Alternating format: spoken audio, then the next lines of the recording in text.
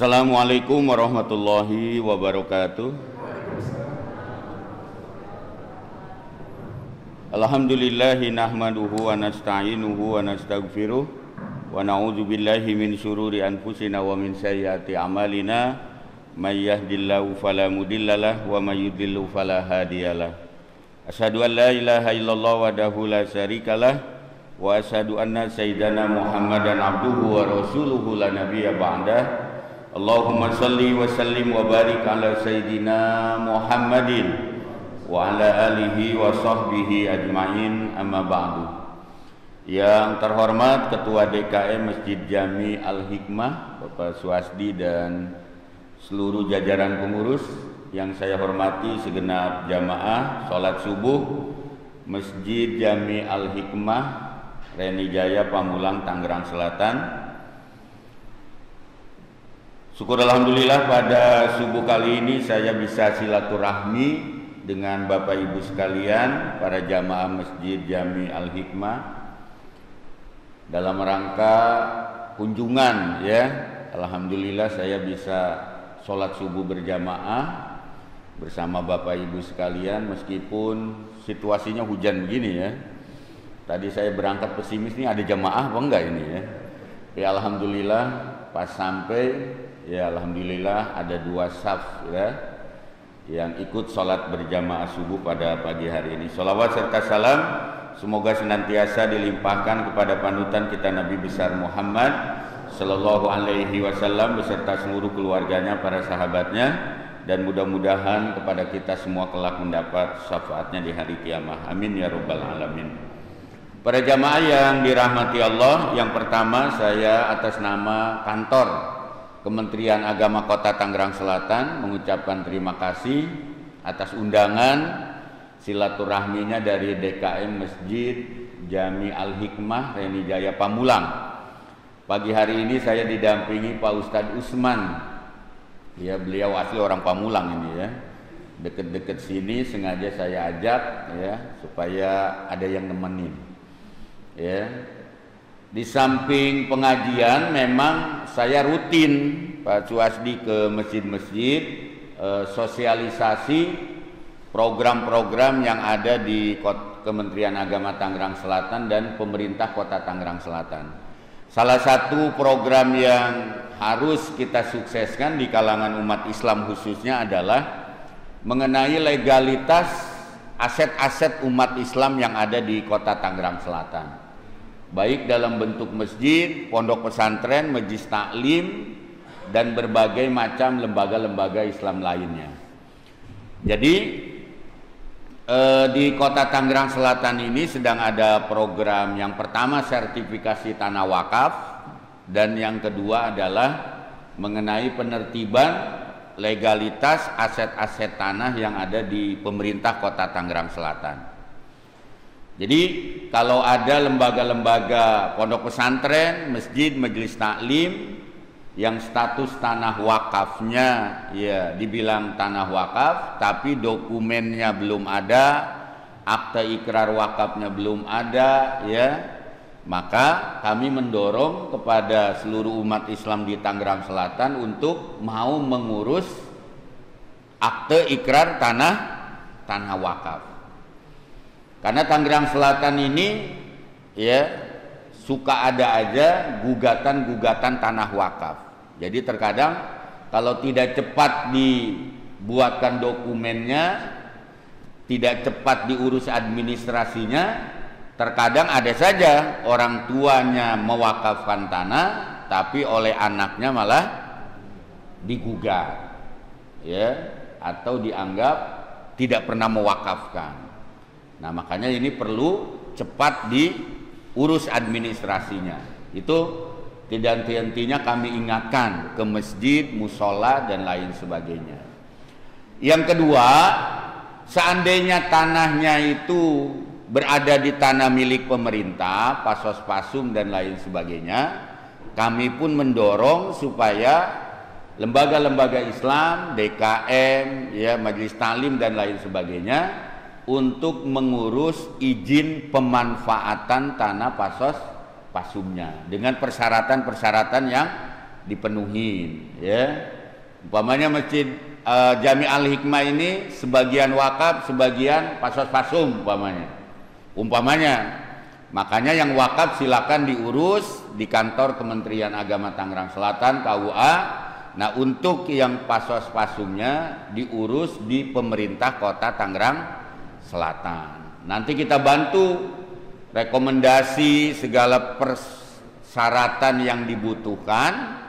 Tentu kita akan support secara maksimal karena ini dalam rangka melindungi aset-aset umat Islam agar tidak terjadi lagi konflik, gugatan, apalagi ada penyerobotan, penguasaan secara sepihak terkait aset-aset lembaga-lembaga umat Islam.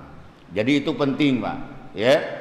Meskipun saya akui, Pak, ternyata sulit sekali mendorong umat Islam ini untuk mau mengurus administrasi ini. Tapi bukan berarti nggak mau, nggak bisa, Pak. Selalu saya bilang dari 600 lebih masjid besar yang ada di Tangerang Selatan seperti Jami Al-Hikmah ini, dari 600 lebih yang sudah ber-IMB baru 100-an, Pak. Itu data yang ada di BP2T, di perizinan terpadu Pemkot dan di Kementerian Agama. Rekomendasi yang kita keluarkan. Jadi sekitar baru 100-an dari total 600 lebih, karena tiap bulan ini ada saja di Tangerang Selatan ini membangun masjid baru, Pak. Itu juga belum kita data. Jadi dari 600 lebih masjid yang ada di Tangerang Selatan yang ber-IMB, izin yang memiliki legalitas IMB, izin mendirikan bangunannya, itu baru sekitar 100 masjid. Sekarang udah berubah lagi regulasinya, bukan IMB lagi, tapi oleh Pak Presiden Jokowi sudah diganti menjadi PPG, yaitu persetujuan bangunan gedung. Nah, ini juga perlu adaptasi lagi, perlu penyesuaian lagi, berbagai macam administrasi yang harus dipersiapkan, meskipun tidak jauh beda lah, hanya perbedaan dari sisi hal teknis saja. Secara umum tidak ada perbedaan yang signifikan, ya. Itu salah satu yang terus kami lakukan di Tangerang Selatan, ya. Alhamdulillah mengenai tanah wakaf juga yang sudah tersertifikasi, ya Pak Usman. Itu alhamdulillah sangat menggembirakan, semakin hari semakin banyak masjid-masjid, ya, musola, pondok pesantren, majelis taklim dan TPQ dan lain sebagainya diniyah yang betul-betul berada di tanah wakaf. Alhamdulillah semakin hari semakin banyak yang kita sertifikasi dalam rangka penertiban sekaligus perlindungan terhadap aset-aset Islam. Banyak yang bertanya para jamaah, memang kalau nggak di IMB-in siapa yang mau gugat? Emang mau dirubuhin kalau nggak ada IMB-nya? Bukan begitu maknanya, bahwa sebagai umat Islam kita harus taat dan patuh kepada regulasi undang-undang yang berlaku di Negara Kesatuan Republik Indonesia. Ya memang kita mayoritas jumlahnya, Pak. Tapi siapa yang bisa menjamin 20-30 tahun yang akan datang yang memimpin negeri ini orang Islam? Yang jadi bupati, wali kota, gubernur ini orang Islam semuanya? Belum tentu.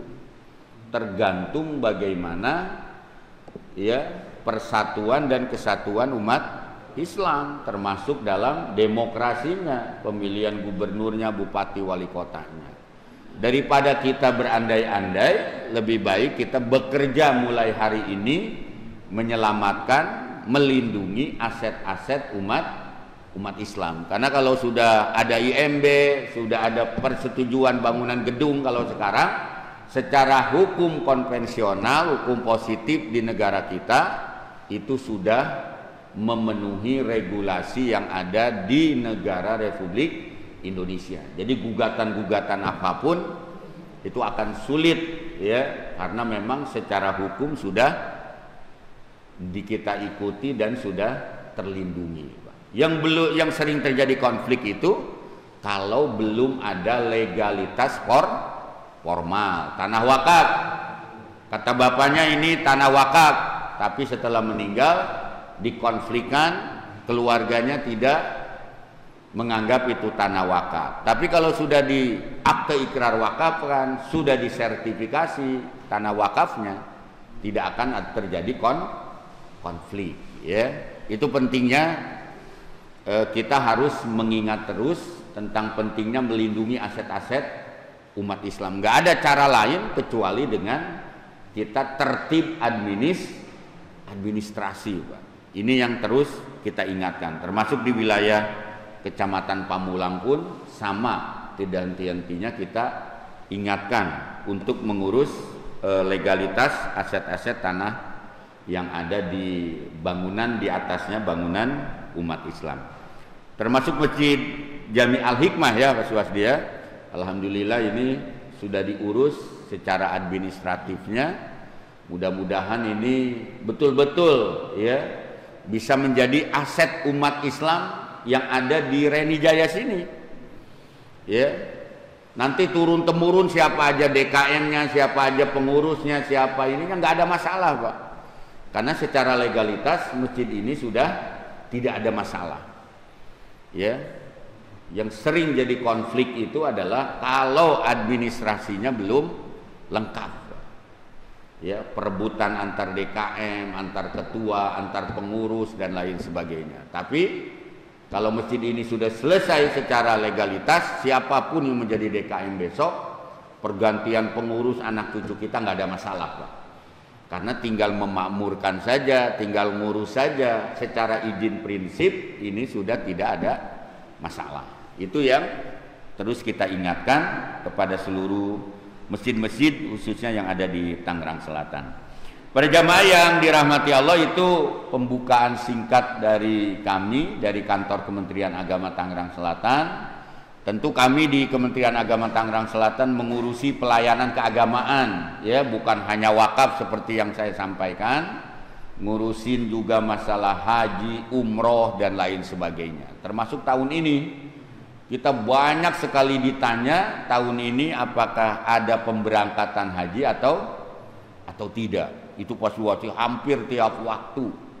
Karena tahun kemarin kita tidak berangkat Covid, ya, lagi corona. Termasuk tahun ini pun sampai hari ini belum ada pengumuman resmi terkait dengan pemberangkatan ibadah haji, Pak. Tapi kami di kantor sudah siap semuanya. Paspor sudah siap semuanya dari 1217 jemaah haji Tangerang Selatan. Kita sudah siap semua. Seandainya nanti skema berangkat hajinya dari mulai 100%, 50%, 30%, 20%, bahkan 5% sekalipun, kalau pemerintah memutuskan berangkat, kita sudah siap.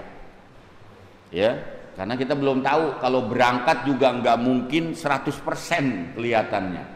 Karena jemaah haji Indonesia itu totalnya 221 ribu, Pak. Terbanyak sedunia itu jemaah haji Indonesia. Rasa-rasanya nggak mungkin kalau sampai 200 ribu berangkat. Umpamanya skemanya 5%, 20%, 30% pun, kita sebagai aparatur pelayan pemerintah, pelayan masyarakat sudah siap apabila terjadi skenario pemberangkatan haji tidak 100%, tapi 50%, 20%, 30% pun kita sudah siap, Pak, secara teknis pelayanan untuk pemberangkatan haji. Makanya saya doakan Bapak Ibu jamaah Masjid Al-Hikmah yang belum daftar haji, yang belum berangkat haji, saya doakan mudah-mudahan diberikan keberkahan rezeki, ya, biar bisa berangkat haji. Kalau daftar haji besok hari Senin, buka rekening haji 25 juta di Bank Syariah Indonesia, datang ke kantor kami di BSD Kencana Loka sektor 12, daftar haji besok hari Senin, berangkat hajinya sudah tahun 2040-an.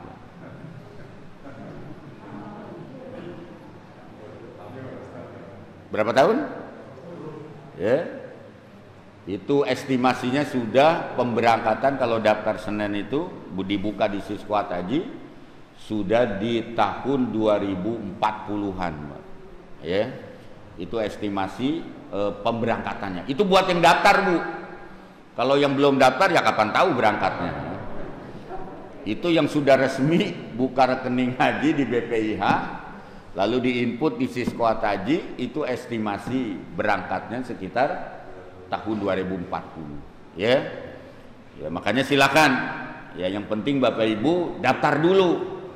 Ya, daftar dulu. Nanti kalau nggak kesampaian umur kita ganti, ya, diganti oleh keluarga, ya, karena membolehkan hal itu. Jadi tetap manfaatnya ada, ya. Kalau kita orang tua daftar, lalu kita sebelum berangkat sudah dipanggil oleh Allah, nanti itu turun ke keluarga kita, ya. Jadi jangan takut, jangan nyesel. Yang penting kita niat sudah mau pergi haji, ya. Itu yang paling penting. Ya kalau nggak pergi haji, umroh dulu dah. Umroh, ya. Silakan nanti kalau sudah dibuka untuk menghilangkan rasa kangen kita ingin pergi ke Mekah, umroh dulu, ya. Umroh juga luar biasa banyaknya di Tangerang Selatan ini, sangat luar biasa sekali, ya. Jadi banyak pelayanan-pelayanan di Kementerian Agama, ya, termasuk pelayanan pernikahan itu sudah biasa, ya, kemasjidan, wakaf dan lain sebagainya itu biasa kami lakukan. Majelis taklim, TPQ, diniyah, pondok pesantren, ya, seperti yang biasa ada, itu sekali lagi tidak ada masalah. Jadi silakan, termasuk pelayanan pendidikan, madrasah dan lain sebagainya. Silakan. Jadi kalau ada masalah-masalah terkait pelayanan keagamaan, Bapak Ibu bisa datang ke kantor kami atau melalui, ya, media sosial yang ada di kantor Kementerian Agama Tangerang Selatan. Bapak Ibu jamaah yang dirahmati Allah, talim kita hari ini, saya juga nanya ke Ketua DKM ini talimnya apa? Pokoknya yang penting ngaji aja katanya. Pokoknya Pak Rojak datang aja silaturahmi katanya. Ya urusan ngaji terserah ngaji apa saja, ya. Yang penting seputar masalah hukum Islam. Yang penting ngaji aja. Saya senang, Pak. Kalau keliling talim kuliah subuh di masjid mana aja, kalau jamaah umat Islamnya masih banyak yang pada ngaji, yang pada datang, saya senang. Senangnya kenapa? Ya karena dengan ngaji ini nanti umat Islam akan semakin meningkat kualitas pemahaman keagamaannya. Jadi dengan Bapak datang ke majelis taklim kayak begini nih, dengerin ngaji dari kiai ustadz langsung, sumbernya ada, secara tidak langsung Bapak Ibu itu berkontribusi menjadi umat yang meningkat kualitas pemahaman keagamaannya. Jadi Bapak Ibu semakin paham tentang ilmu-ilmu Islam melalui pengajian kayak begini, Pak. Kecuali kalau Bapak Ibu memang rajin membaca buku gitu kan, beli buku hukum-hukum Islam, itu tambah bagus lagi. Kalau saya tanya nih para jamaah, 1 bulan beli buku-buku Islam berapa banyak coba kalau saya tanya? Ayo, jujur, Ibu suka beli buku nggak Bu setiap bulannya Bu? Boro-boro pas boro-boro beli buku. Tapi kalau saya tanya, Ibu 1 bulan berapa ringkok Ibu makan bakso coba? Ayo coba Bu kalau dijawab. Ya coba sekarang. Gimana kualitas umat Islam mau meningkat pemahaman keislamannya kalau ngaji datang ke majelis taklim kagak pernah, betul nggak? Baca buku kagak pernah, ngaji langsung ke ustadz kiai yang sifatnya personal sorogan bandongan kagak pernah. Lah terus mau gimana umat Islam meningkat kualitas pemahaman keislamannya? Makanya wajar kalau dia sesat, kalau dia bodoh, kalau dia tidak paham tentang kehidupan, karena memang dia tidak belajar tentang ilmu-ilmu Islam. Itu aja kuncinya, Pak. Makanya saya masih optimis kalau setiap subuh pengajian, tabligh akbar, bulanan atau apapun bentuknya, masih banyak orang yang datang. Saya yakin optimis umat Islam Indonesia semakin cerdas, Pak. Tapi kalau udah mulai malas ngaji dan lain sebagainya, itu pertanda akan lahir generasi bodoh, generasi-generasi yang tidak memahami hukum Islam. Bapak kalau lihat kemarin di Banten geger, ada aliran sesat. Di Pandeglang ya, Cigelis, namanya aliran Hakekok. Hakekok Balasutak, Pak. Saya ikut rapat 2 kali dengan Abuya Kiai Haji Muhtadi Dimyati, ulama yang sangat karismatik di Pandeglang, di MUI Banten. Itu aliran Hakekok rame, Pak. Itu adanya di Pandeglang, kota 1000 santri, kota 1000 ulama.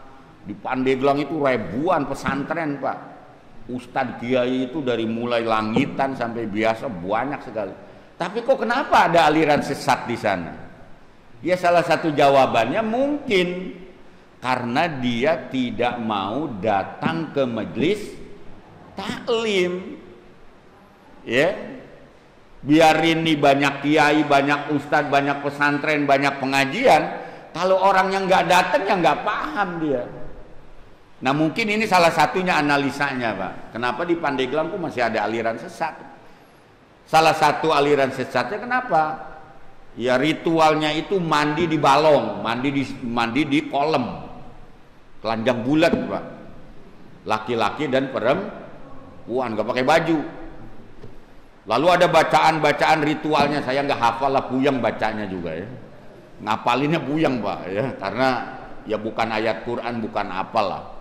Ya. Apa tujuan ritual itu? Mandi di kolam, telanjang bulat atau di sungai atau apa? Itu dalam rangka menghapus dosa dan kesalahan yang ada pada dirinya. Jadi menghapus dosa, membersihkan diri dari berbagai macam apa yang sudah kita lakukan, pelanggaran, penyimpangan, dengan cara mandi bersama, nggak pakai baju. Ya. Ada bacaan-bacaan ritualnya dipimpin sama tokoh pemimpinnya, yang kemarin itu namanya si Arya, ya Ustadz Arya lah, si Arya mimpin. Nanti selesai itu selesai, Pak, nggak ada lagi itu dosanya, kesalahannya sudah dihapus. Kan sesat, Pak, kalau begini. Sesat nggak? Sesat lah, saya bilang. KTP-nya Islam semuanya, nggak ada yang KTP-nya Kristen itu, Pak. Aliran Hakekok Balasutak itu Islam semua KTP-nya, orang Pandeglang. Ya. Dalam Islam kalau kita pengen membersihkan diri dari segala perbuatan dosa dan maksiat pelanggaran, dalam konsep Islam dengan cara bertobat, itu yang benar, bukan dengan cara mandi bersama. Ini kalau ini dipakai membersihkan dosa dengan mandi, ya jamaah nih warga Reni sini mandi aja di Kali Cisadane sono, rame-rame mandi gitu kan, nggak usah susah payah bertobat. Ya dalam Islam tuh bertobat itu ajaran Islam. Jadi makanya kudu paham apa itu taubat, syarat taubat apa. Dari mulai an-nadmu, menyesali, kemudian dia azam tidak akan mengulangi, terus memohon ampun, itu pun belum dijamin taubatnya diterima oleh Allah. Jadi nggak mudah, Pak. Nah ini aliran Hakekok hanya cukup dengan mandi di kolam. Ini kan sesat, Pak. Belum yang lainnya, itu salah satu contohnya. Jadi makanya taklim, datang ke majelis taklim seperti ini, saya bilang ini penting sekali dalam rangka mewujudkan, melahirkan umat Islam yang meningkat kualitas pemahaman keagamaannya. Ya meskipun hanya berapa persen nggak apa-apa lah, Pak. Kalau pengen paham semua hukum Islam sampai meninggal juga nggak paham, Pak. Nggak mungkin umur kita sampailah secara detail, termasuk saya juga nggak mungkin, karena begitu luasnya aspek hukum Islam, agama Islam, panjang sekali. Tapi minimal berapa persennya Bapak tahu lah. Ya minimal hukum-hukum formal dari mulai sholat, zakat, entar puasa, minimal dia paham pada saat dia melakukan ibadah. Itu yang paling penting, ya. Jadi datang terus, ya. Pokoknya adain terus pengajian, Pak Suwasdi. Seminggu berapa kali adain aja. Ya, pokoknya adain terus taklim, pengajian, kalau perlu full pengajian dari mulai Quran, tajwid, tauhid, apa aja. dengan harapan ya jamaah muslim yang ada di sini semakin cerdas dan tidak ikut-ikut aliran sesat. Bentengnya udah kuat. Karena sekarang ini luar biasa Pak, terorisme, pahamnya dan lain sebagainya banyak sekali ya bermunculan di Indonesia. Karena ini tidak ada kata lain kecuali dengan kita ngaji dan memahami ajaran Islam. Para jamaah yang dirahmati Allah, saya ngaji sedikit aja lah ya. Karena itu konsumsinya udah siap, pada ngelirik aja kelihatannya. Ngaji ya, sedikit aja karena saya nggak dikasih materi apa-apa, pokoknya ngaji aja. Ini ada di HP saya kitab Al-Mu'jizul Kabir karangan Syekh Sa'rawi seputar mukjizat yang luar biasa besar agung, yaitu peristiwa Isra wal Mi'raj. Karangan Syekh Ahmad Sa'rawi, seorang ulama Mesir yang meninggal tahun 94 lah ya. Ini sedikit aja saya baca, nanti kita bisa diskusi atau sambil ngobrol santai ya. Ini peristiwa Isra wal Mi'raj ini sudah sering kita dengar Pak ya. Bahkan di Masjid Jami Al-Hikmah ini juga udah rutin memperingati peringatan Isra wal Mi'raj, saya yakin. Bahasa Betawinya udah lecak ini Pak ya. Peristiwa Isra wal Mi'raj ini udah sering kita peringati. Tapi kalau kita kaji secara mendalam, jangan sampai kita salah dalam memahami peristiwa Isra wal Mi'raj. Ya. Karena peristiwa Isra wal Mi'raj ini yang harus menjadi titik tekannya itu adalah ketauhidannya. Ya. Makanya di sini di kitab Al-Mu'jizul Kabir Allah jelaskan, a'udzubillahi minasyaitonirrajim, bismillahirrahmanirrahim. Subhanallazi asra bi abdihi lailam minal masjidil haram ilal masjidil aqsa. Wa bidayatu surah bi kalimat subhana maknahu tanzih. Kenapa ketika peristiwa Isra wal Mi'raj itu Allah menjelaskan peristiwa ini diawali dengan kalimat subhana. Subhanallazi asara. Subhana ay maknahu tanzih, yaitu suci, bersih ya. Allah itu suci dari segala apapun yang terkait dengan makhluk ya. Ay tanjihullah azza wa jalla ayyakuna lahu misil fi sifatihi wa af'alihi. Jadi Allah itu bersih, suci ya dari segala sesuatu yang menyamainya, baik dalam af'al, zat, sifat dan lain sebagainya. Jadi ketika Allah dengan af'alnya menciptakan sesuatu, mendesain sesuatu ya, Allah itu tanji, bersih dari segala sesuatu apapun yang menyamai dengan perbuatan Allah ya.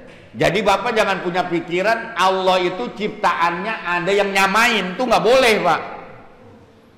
Karena Allah itu bersih dari hal yang demikian. Ya, jadi nggak ada sama sekali. Makanya di kitab ini dijelaskan ketika bercerita kisah tentang Isra wal Mi'raj itu dengan kalimat subhanallazi asra, subhana tanzih, bersih sekali. Wa subhanahu iya tanjihu mutlaqallah ayyakuna lahu saybun fi ma khalaq li anna la fi zat wala fi sifat wala fil af'al ya. Jadi enggak ada apa yang Allah ciptakan lakukan itu ada yang menyamai. Makanya di Al-Qur'an selalu disebutkan laisa kamislihi syai'un. Dengan Allah itu enggak ada. Ya, laisa kamislihi syai'un, enggak ada. Ya. Enggak ada sesuatu yang menyamai. Min huna fa innahu idza kana Allahu fa'ilu fala yumkinu ayuqarina bi af'alil basar. Dari hal ini bisa kita pahami, jadi ketika Allah menciptakan sesuatu maka tidak ada perbuatan Allah itu yang menyamai dengan perbuatan makhluk, nggak ada Pak. Jadi Allah itu kalau mau menciptakan sesuatu, menjadikan sesuatu itu tidak seperti makhluk Fala yumkinu ayuqarina bi af'alil basar. Kalau kita kan manusia mau merencanakan sesuatu, buat sesuatu, itu pasti Pak ada tahapan-tahapannya. Ini mau bikin masjid, tanahnya luasnya sekian, ya, kemudian kebutuhan uangnya berapa, desain bangunannya gimana, ya, kemudian ini perkiraan kekuatan bangunan berapa tahun. Nah itu makhluk. Tapi kalau Allah nggak ada demikian. Nggak pernah Allah mau menciptakan sesuatu itu melakukan penelitian dulu, dibentuk tim dulu, ya, arsiteknya kayak gimana, desainnya gimana, nggak ada Pak. Itulah yang disebut dengan tanzih. Allah itu bersih dari hal-hal demikian, nggak ada, ya. Makanya ketika Isra wal Mi'raj, Allah akan melakukan terjadi Isra wal Mi'raj. Allah itu tidak memberitahukan dulu kepada Nabi Muhammad, Muhammad kau nanti akan diisrokan, nanti begini-begini, nggak ada Pak. Semuanya itu sudah dipersiapkan oleh Allah dan tidak bocor, tidak ada perantara makhluk di sana, semuanya tanji, bersih, ya. Makanya di surat Yasin Allah selalu ingatkan, innama amruhu idza arada syai'an ayyakula lahu kun fayakun. Jadi nggak ada. Makanya peristiwa Isra wal Mi'raj semuanya sudah disiapkan oleh Allah, ya, akomodasinya, transportasinya, rutenya, nanti Nabi Muhammad ketemu siapa, di mana berjumpa, nanti apa, semuanya sudah. Dan itu betul-betul tanzih, tidak ada hal-hal yang menyamai apa yang Allah lakukan seperti perbuatan makhluk. Jadi dalam hidup itu harus yakin dengan kekuasaan Allah. Jadi orang Islam itu harus optimis Pak, jangan pesimis, karena kita punya Allah. Jangan takut, saya bilang, jangan pesimis. Menghadapi hidup, situasi seperti apapun, kita harus yakin dengan kekuasaan Allah, dengan pertolongan Allah. Ya, bukti konkretnya dengan peristiwa Isra wal Mi'raj. Jadi nggak usah takut, ya. Termasuk COVID sekarang, ya kita harus yakin dengan kekuasaan Allah. Ini nanti COVID suatu saat dengan kekuasaan Allah akan diangkat penyakit ini oleh Allah. Ya. Yang penting kita sekarang ikhtiar aja maksimal, doa, munajat, merintih, menangis secara terus saja. Nanti kita yakin dengan kekuasaan Allah berbagai macam musibah, bencana ini akan hilang, diangkat oleh Allah Subhanahu wa Ta'ala. Jadi kitanya jangan pesimis, ya.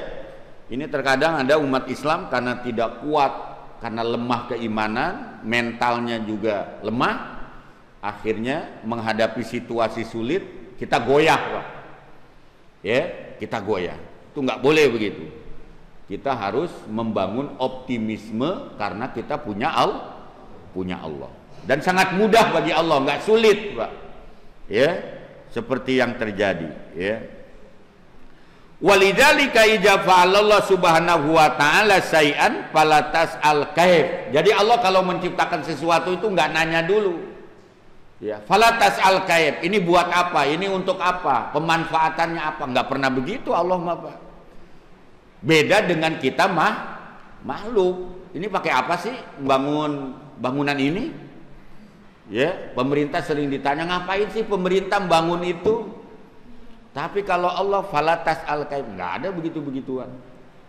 Ya, itu semua sudah menjadi hak prerogatif Allah. Jadi nggak perlu begitu-begituan. Kemudian yang kedua, ya, li'anna taqa aqluka la yumkinu an tudrika asrarul fi'li, karena akal makhluk ini nggak akan sampai mengetahui rahasia-rahasia dari yang Allah ciptakan. Jadi akal ini nggak bakal sampai ya Pak. Udah nggak usah capek-capek puyang-puyang mikirin ngapain sih ini Allah nyiptain ada gunung di sini, nggak usah lah. Karena akal ini tidak akan sampai membuka tabir rahasia-rahasia yang Allah ciptakan di alam dunia ini, nggak usah lah. Udah, kita lebih baik menerima, memanfaatkan, mendayagunakan ciptaan-ciptaan Allah ini untuk kemaslahatan dunia dan akhirat, udah gitu aja.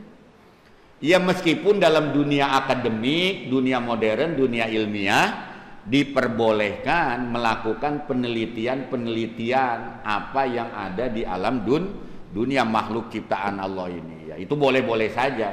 Tapi kata Allah, kita tidak akan mampu membuka secara detail, secara mendalam asrarul fi'li, apa rahasia-rahasia yang Allah ciptakan di alam dunia. Sampai hari ini Bapak kalau nggak percaya, nggak ada tuh yang bisa menapaktilasi peristiwa Isra wal Mi'raj, nggak ada sampai hari ini yang berhasil meneliti tentang Isra wal Mi'raj. Karena memang yang akal nggak bakal sampai, sulit sekali. Falatas al-kaif, dan tidak akan mampu. Ya. Kemudian wali anna Allah subhanahu wa ta'ala yaf'alu ma yasha la tahdau qawanin. Allah itu ketika menciptakan sesuatu, membuat sesuatu, menjadikan sesuatu itu tidak terikat dengan qawanin, undang-undang, regulasi, aturan atau ikatan-ikatan apa-apa, nggak ada, Pak. Allah itu nggak pernah terikat dengan hal-hal demikian. Li'anna huwa khaliqul qawanin, ya karena Allah itu langsung yang menciptakan undang-undangnya. Ya kalau kita kan tadi udah saya bilang, kita mau bikin bangunan ya harus ikut aturan, izin mendirikan bangunan. Ya, kita mau ngedesain apa aja harus ada regulasinya. Ini dasarnya apa? Tapi kalau Allah la tahdau qawanin, Allah itu nggak terikat dengan hal-hal demikian. Udah, Allah mau melakukan apa saja, apa yang Allah lakukan tidak sama dengan makhluk, dan Allah tidak terikat dengan demikian. Ini awal dari peristiwa Isra wal Mi'raj, Pak. Jadi makanya nggak ada itu hukum-hukum alam yang bisa membatasi apapun, ya aturan-aturan nggak ada, ya hal-hal demikian. Pokoknya innama amruhu idza arada syai'an ayyakula lahu kun fayakun. Jadi itu, Pak. Ya, jadi tidak terikat dengan hal-hal demikian. Ya, nah oleh karena itu, ya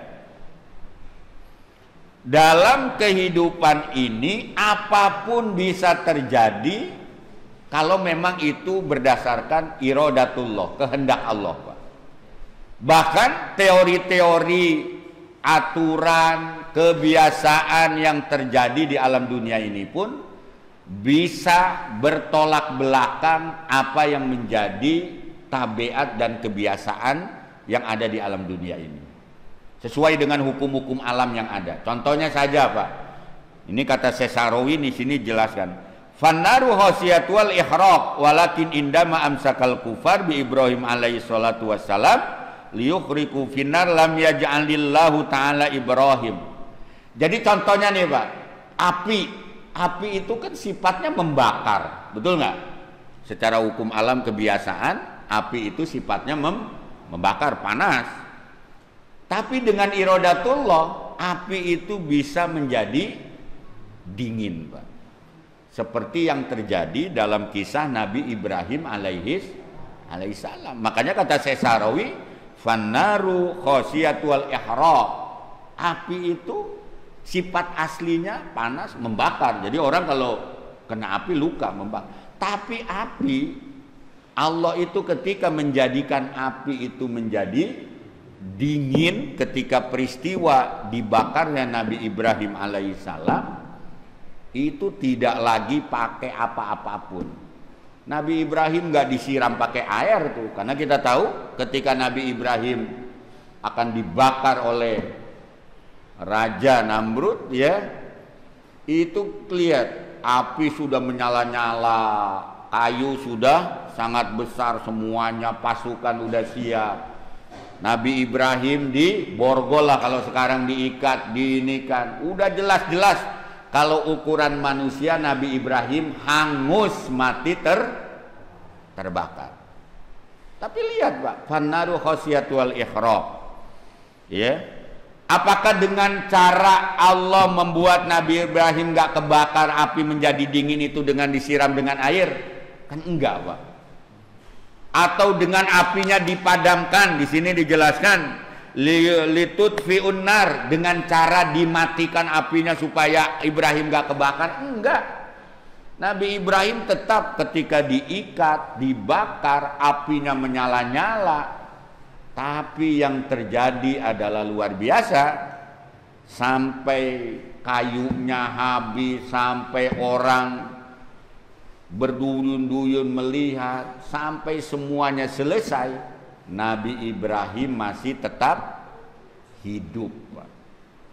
Coba, kalau dengan peristiwa itu Bapak belum yakin juga dengan kekuasaan Allah, dipertanyakan keimanannya, Pak. Betul nggak? Harus yakin. Jadi ketika Allah berkehendak, ketika Allah melakukan sesuatu, la tahdau qawanin, dia nggak terikat dengan aturan-aturan, dengan asbab, ya. Semuanya nggak ada, ya. Wala yahtaju ilal asbab, nggak ada sebab-sebab semuanya. Ya, masih banyak contoh-contoh lainnya, ya, di samping Isra wal Mi'raj yang sedang kita ceritakan. Jadi kayak begitu. Jadi ketika kita hidup di alam dunia ini, tauhidullah kitanya harus yakin betul dengan Allah. Makanya saya bilang, kalau kita benar-benar bertauhid, akan tertanam pada diri kita sifat optimis, semangat, Pak, dalam hidup ini. Jadi Allah akan menolong kita, Allah akan memberikan jalan dari apa yang kita lakukan dalam hidup ini, ya. Dengan catatan kitanya masih tetap taat dan patuh kepada Allah aturannya. Ya, Nabi Ibrahim contohnya. Nabi Ibrahim dalam situasi sulit, kejepit, dia sudah tidak daya, upaya semua udah nggak ada, kaumnya udah nggak bisa nolong, dia sudah posisi mati ukuran manusia. Tapi dengan iradatullah, Allah jadikan api yang sifatnya panas membakar menjadi dingin seketika. Bukan dengan cara disiram, bukan dengan cara ditutup itu apinya, bukan dengan cara pakai pemadam kebakaran, blambir, nggak ada. Mana ada zaman Nabi Ibrahim dinas pemadam kebakaran, ada nggak? Nggak ada, Pak. Tapi sampai api yang besar itu habis, sampai kayu yang segitu banyaknya dimasukkan sudah habis, Nabi Ibrahim tetap bisa selamat dari bakaran api yang sangat panas. Itulah hidup, Pak. Itulah Allah. Ya. Jadi makanya ketika peristiwa Isra wal Mi'raj, hati kita ini harus betul-betul yakin dan percaya, Pak. Bapak kalau nggak percaya dengan peristiwa Isra wal Mi'raj, percis keimanan Bapak Ibu seperti yang terjadi dulu di zaman Abu Bakar Siddiq, di zaman para sahabat dulu. Ada yang sampai menjadi kafir gara-gara tidak yakin dengan peristiwa Isra wal Mi'raj. Nggak mungkin lah Nabi Muhammad itu, ya, ke Baitul Maqdis itu dalam waktu singkat, kemudian ke Mi'raj, naik ke 7 lapis langit sampai ke Sidratil Muntaha. Nggak mungkin tuh. Itu keimanan yang tidak benar, Pak. Makanya nggak bakal akal kita sampai. Makanya kalau Bapak Ibu naik pesawat aja, nggak usah jauh-jauh. Kalau naik pesawat, saya yakin jamaah Masjid Al-Hikmah ini sering pada naik pesawat, ya.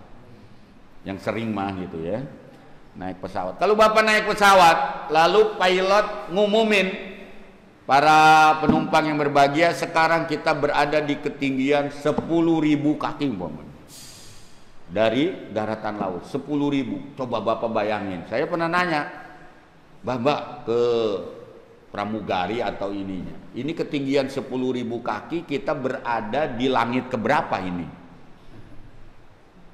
Kalau Bapak buka tuh jendela pesawat tuh kan, yang di pinggir, Bapak lihat, coba Bapak merenung, kita ini lagi berada di langit keberapa coba? Padahal ketika Isra wal Mi'raj, Nabi Muhammad itu melewati 7 lapis langit, Pak.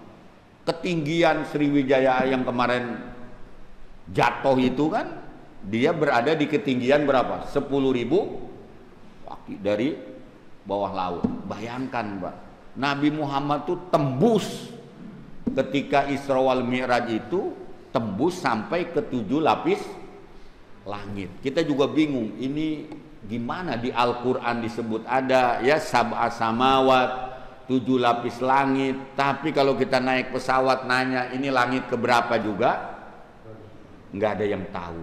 Ayo, bukti keterbatasan akal dan bukti kemahabesaran Allah Subhanahu wa Ta'ala. Itu baru 7 lapis langit. Nabi Mi'raj sampai ke Sidratil Muntaha, ujungnya langit, udah nggak ada lagi tuh.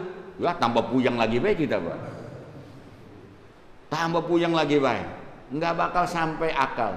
Asrarul fi'linya nggak bakal akal kita ini mengetahui secara detail rahasia-rahasia yang Allah ciptakan, termasuk dalam peristiwa Isra wal Mi'raj. Jadi makanya kesimpulan masih panjang kalau dibaca ayatnya sama tafsirannya banyak, Pak. Jadi poin satu saja yang ingin saya sampaikan pada taklim kali ini, ketika kita memperingati Isra wal Mi'raj, di hati Bapak Ibu itu yang harus diingat adalah hikmahnya keimanan kita, ketauhidan kita kepada Allah semakin kuat, Pak.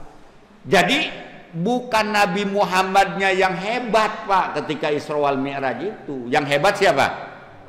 Yang hebat adalah Allahnya. Kalau Nabi Muhammadnya itu sudah didesain oleh Allah, semuanya udah disiapin. Makanya kalimatnya subhanalladzi asra bi abdi. Jadi Nabi Muhammad itu sudah terima jadi, Pak. Kata Allah, "Hai Muhammad, nih kendaraannya buruk. Hai Muhammad, nanti kamu di langit pertama ketemu ini, nanti kamu ketemu ini, nanti kamu menyaksikan ini, nanti kamu akan diperlihatkan ini." Itu semuanya sudah Allah siapkan.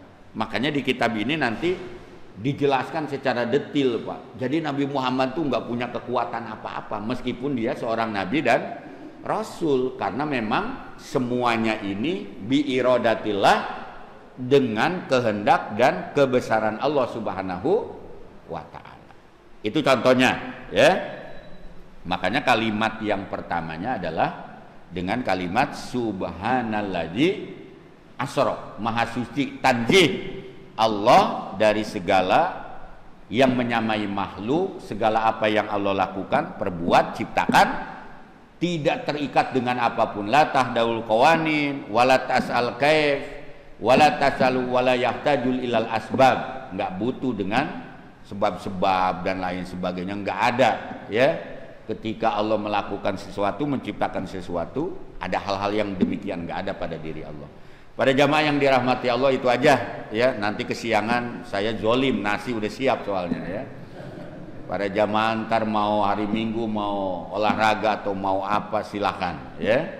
Silakan, yang penting subuh kali ini kita sudah sholat subuh berjamaah, sudah taklim, ya minimal ya nggak seberapa persennya kita sudah mendapatkan suntikan ya tauhid kita dengan peristiwa Isra wal Mi'raj. Meskipun belum tuntas, ya nanti kalau dibahas secara panjang, ya panjang, karena di kitab-kitab dijelaskan Nabi Isra wal Mi'raj itu dengan jasad apa dengan ruh. Apa jasad ruh atau ruh saja, ya itu juga sesuatu yang berada di luar akal manusia.